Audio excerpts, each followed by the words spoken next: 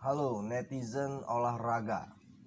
Hari ini ada berita soal media yang menulis bahwa Xabi Alonso bingung menentukan starting line up siapa yang bakal menjadi ujung tombak dari Real Madrid di perempat final Piala Dunia antar klub.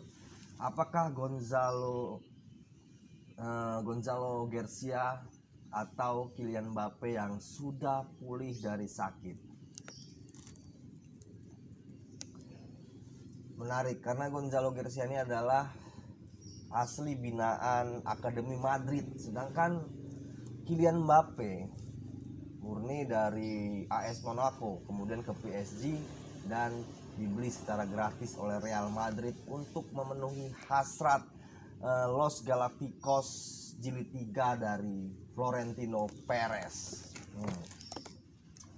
Sebelum gua mau ngomongin masalah pragmatis kayak kepemimpinan dari Florentino Perez, menarik kita bahas juga gimana Xabi Alonso sebagai entrenador baru dari Real Madrid memutuskan siapa yang nanti bakal menjadi starting line up di ujung tombak Real Madrid. Kenapa? Karena Xabi Alonso secara data yang ada dari rekam jejak yang ada, Xabi Alonso ini suka dengan pemain-pemain muda yang lebih mobile, dan Gonzalo Garcia kita lihat di Piala Dunia Antar Klub 2025 yang tanding di Amerika merupakan pemain yang mobile yang bisa juga melakukan pressing ketat ketika Real Madrid kehilangan bola. Sedangkan kita tahu bersama Kylian Mbappe adalah pemain yang murni terus melakukan serangan. Ketika kehilangan bola, dia jarang untuk terlibat langsung dalam perebutan bola. Nah, apakah Xabi Alonso akan memainkan Gonzalo Garcia atau juga menariknya kembali ke bangku cadangan ketika Mbappe memang sedang fit? Sebenarnya keduanya bisa bermain beriringan karena kita tahu bersama bahwa Xabi Alonso bukan pelatih yang memiliki subjektif untuk terus memainkan 4-3-3 dengan satu ujung tombak.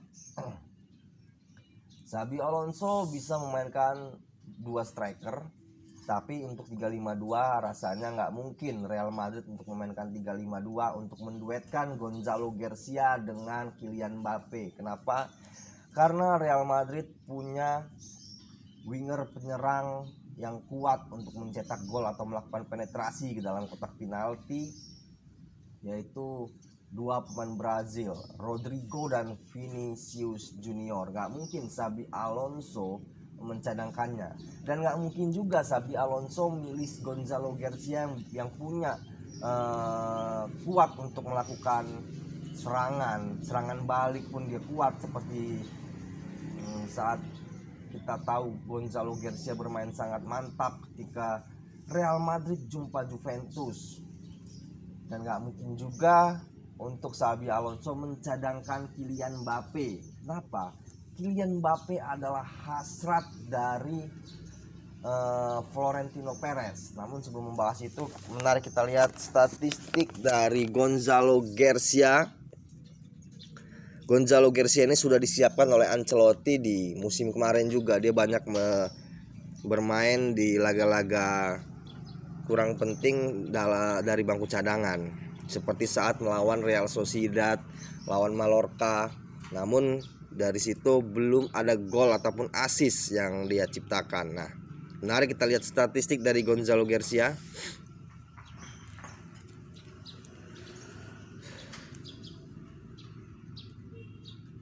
Bentar ya, kita cari dulu statistiknya. Kita harus lihat data biar nggak salah.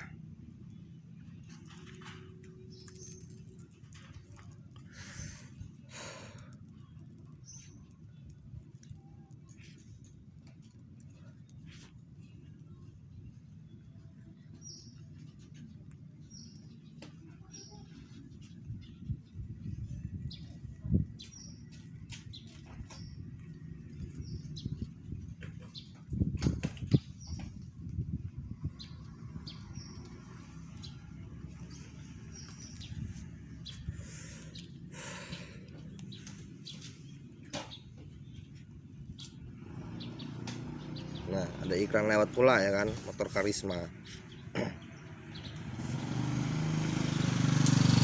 Nah, berikut ini statistik lengkap Gonzalo Garcia di Piala Dunia antar klub FIFA 2025. Kenapa hanya di Piala Dunia antar klub? Karena disinilah Gonzalo Garcia menunjukkan bagaimana akademi Real Madrid juga nggak kalah dengan akademi Barcelona. Ada 4 penampilan, 3 di fase grup dan 1 di babak 16 besar. Gonzalo Garcia sudah mencetak 3 gol. 1 saat Real Madrid draw melawan Al Hilal, yang kedua 1 gol melawan Salzburg, dan ketiga melawan Juventus. Gonzalo Garcia sudah melakukan 1 assist. Sungguh striker yang juga memiliki andil besar dalam gol dari Real Madrid, dan striker yang memiliki kontribusi besar di usia mudanya untuk pasukan Xabi Alonso.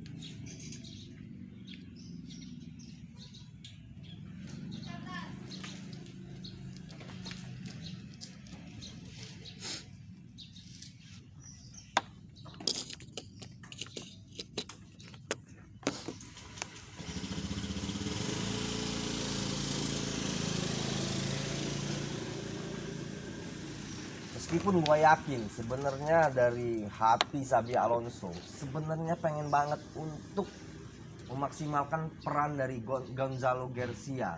Sebagaimana kita tahu Xabi Alonso ini sangat ingin bermain dengan skuad muda. Namun hasrat itu harus tertunda karena tidak mungkin menentang hasrat dari Florentino Perez yang udah lama, butuh waktu 3 tahun untuk Florentino Perez mendapatkan servis dari Kylian Mbappe yang kepindahannya dari PSG ke Real Madrid itu menimbulkan decak, polemik, dan penuh intrik. Bahkan sampai Presiden Emmanuel Macron berbicara langsung kepada Sultan, pemilik dari PSG. Pasti dan otomatis Xabi Alonso akan tetap bermain 4-3-3 atau 4-2-3-1 dengan memaksimalkan peran Kylian Mbappe di ujung tombak. Namun apakah Kylian Mbappe nantinya akan ditarik keluar di menit 70 atau menit 80? Rasanya tidak mungkin. Kylian Mbappe akan tetap menjadi ujung tombak yang tak tergantikan di Real Madrid. Kemungkinan kalau memang Xabi Alonso juga ingin tetap memaksimalkan hasratnya dengan memainkan kedua-duanya, bisa tetap bermain 4-3-3 di babak pertama atau di babak kedua, kemudian pergantian formasi menjadi 4-4-2 dengan menarik Bellingham ataupun attacking midfielder lainnya supaya Gonzalo Garcia bisa tetap mendapatkan porsinya sebagai pemain muda berbakat asli akademi Real Madrid. Kita tahu Real Madrid ini akademinya punya dulu Guti Hernandez. Kemana dia? Hilang di telan bumi ketika Los Galacticos Jilid 2 mendatangkan Wesley Sneijder, Rafael van der Vaart, kemudian mendatangkan Cristiano Ronaldo, Ricardo Kakak, mendatangkan Benzema dan Higuain.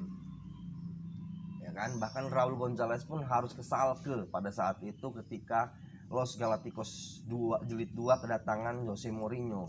Nah, Xabi Alonso ketika ia menentang dari hasrat Florentino Perez untuk memaksimalkan Los Galacticos Jilid 3 pasti akan tergeser oleh Florentino Perez ataupun para pemain yang melakukan protes kepada Florentino Perez ketika Xabi Alonso menyingkirkan Kylian Mbappe di ujung tombak seperti dulu. Kita tahu bagaimana Jose Mourinho tak habis-habisan ketika menggeser Casillas dari bawah Mistar dan juga ribut dengan Mesut Ozil. Itu pembahasan kita tentang hasrat Florentino Perez dan Xabi Alonso.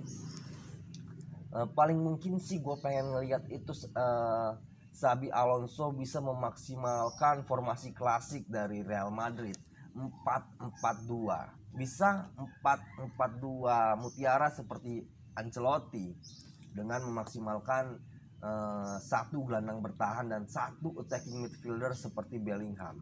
Kemudian duet striker Gonzalo Garcia dan Kylian Mbappe, dan duet sayap Rodrigo serta Vinicius Junior. Tinggal bagaimana Xabi Alonso memaksimalkan bench dari Los Galacticos Jilid 3 Real Madrid.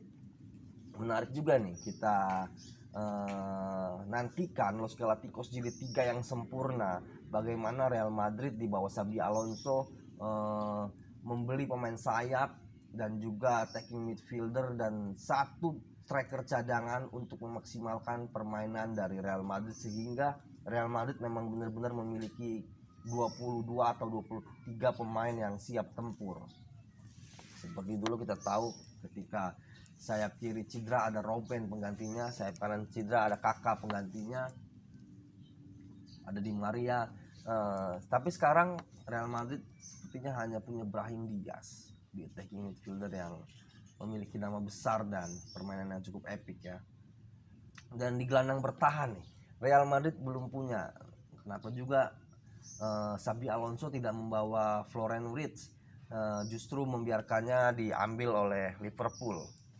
Menarik kita nantikan geliat transfer juga dari Xabi Alonso, bagaimana memaksimalkan Real Madrid Galacticos Jilid 3-nya. Itu tadi pembahasan kita tentang hasrat Xabi Alonso dan Florentino Perez.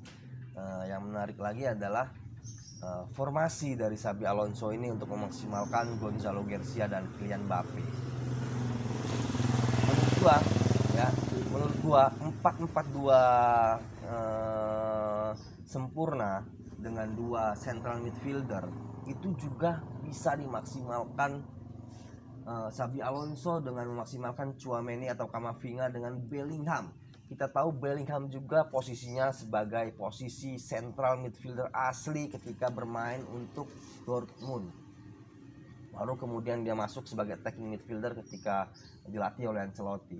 Ya, 4-4-2 adalah formasi yang seharusnya ideal bagi Real Madrid saat ini jika ingin memaksimalkan pemain akademinya dan Los Galacticos.